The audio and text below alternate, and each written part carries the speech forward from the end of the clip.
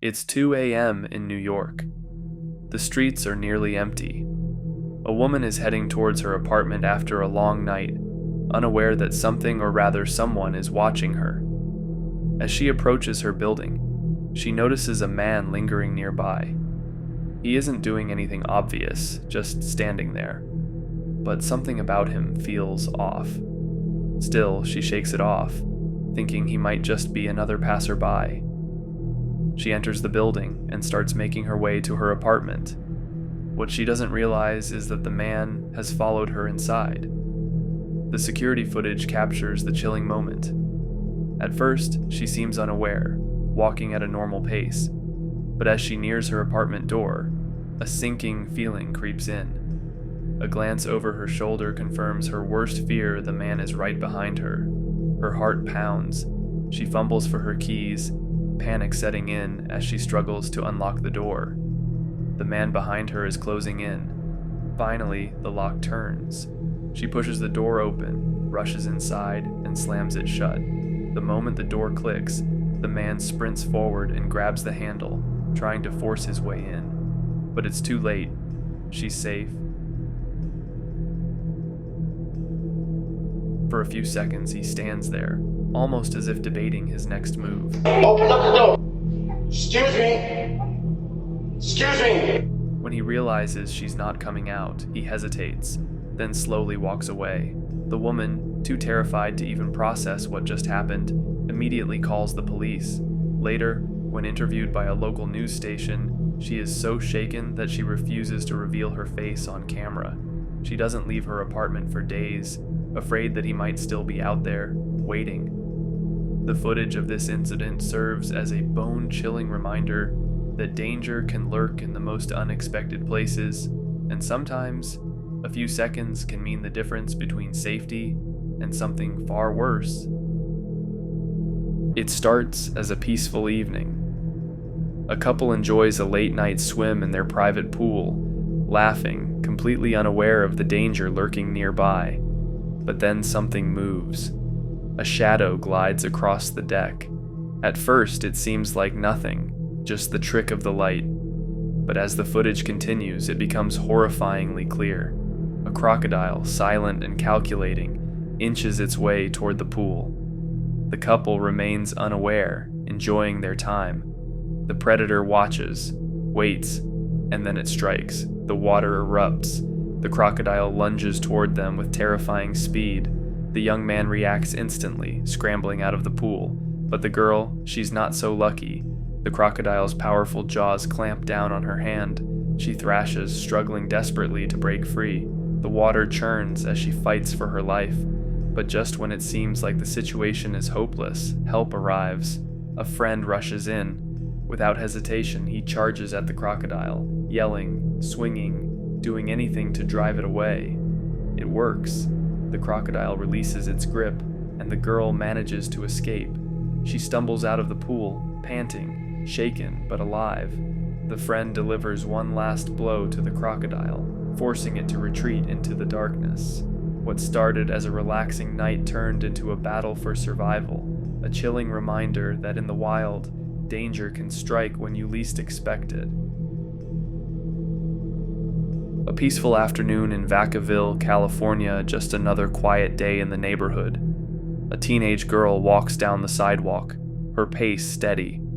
She has no idea that within moments, she'll be making a split-second decision that could save her from something truly terrifying. A dark-colored Pontiac enters the frame, rolling down the street at a normal pace.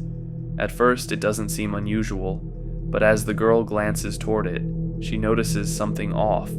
The car isn't just passing through, it's slowing down. Then it stops. The driver's head turns in her direction, watching too focused, too interested. The girl senses it immediately. Her instincts flare. Something about this isn't right. Without hesitation, she moves. Quick, subtle. She stands behind a parked truck, hoping to stay out of sight. The car lingers. It inches forward slowly as if scanning the area. The driver's gaze sweeps the street, searching, but he doesn't spot her. For a moment, it looks like he's gone. The car pulls forward and the tension seems to ease. But then he turns around. The Pontiac loops back, creeping toward the same spot. He's looking for her. Her heart pounds. She remains hidden, barely breathing, watching as he scans the area again. He doesn't leave. Instead, he takes his time, reversing slightly as if trying to get a better view. Still, the girl doesn't move. She knows that the moment she steps into the open, she could be putting herself in danger. She pulls out her phone, maybe to call someone, maybe just in case she has to run, but she stays put, waiting, watching. Finally, the driver seems to give up. The car moves forward, disappearing down the street, but she doesn't trust it. She doesn't wait. The second she's sure he's gone, she sprints in the opposite direction, her feet pounding against the pavement. She doesn't look back. She just runs because she knows that if she had hesitated for even a second, things could have ended very differently.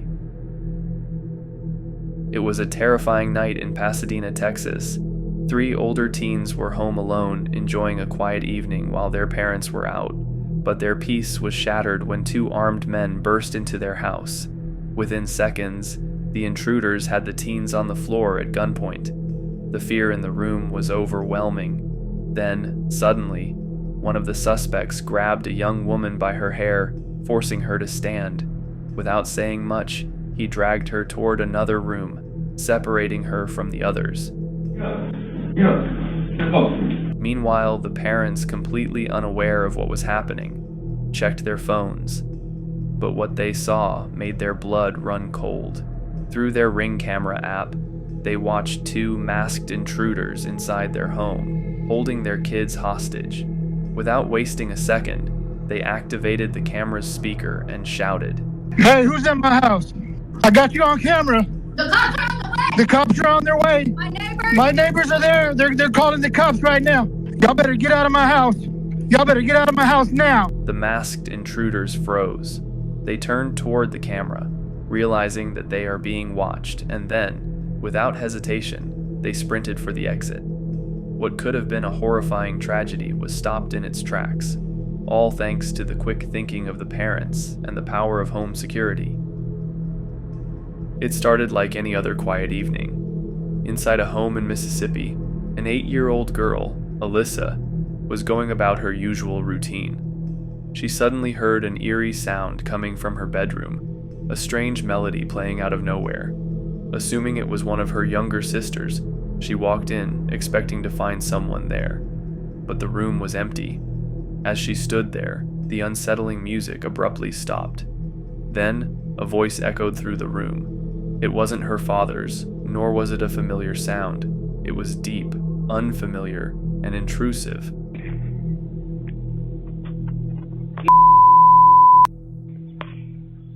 What? Hear you.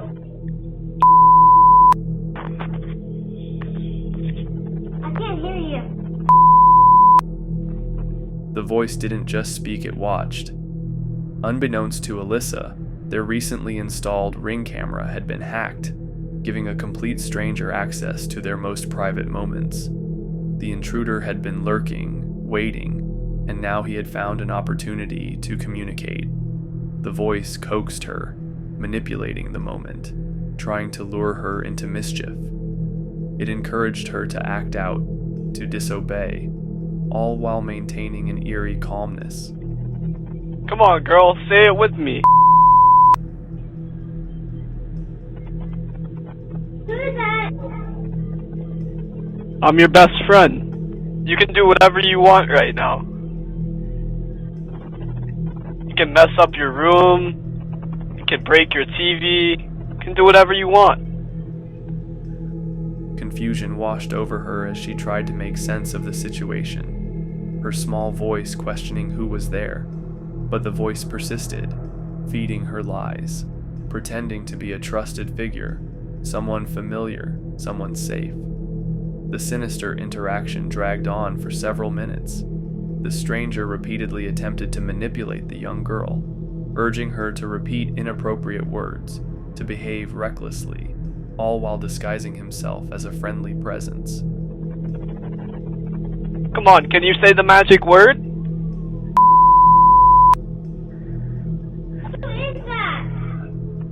I'm your best friend. I'm Santa Claus. But despite the confusion, a sense of unease grew within her. Then a realization struck: this wasn't a game. This wasn't a prank. Someone was watching, invading her space, trying to control her actions. Fear took over, and instinct kicked in. She called out for her mother. The voice continued, unfazed, still trying to draw her back in.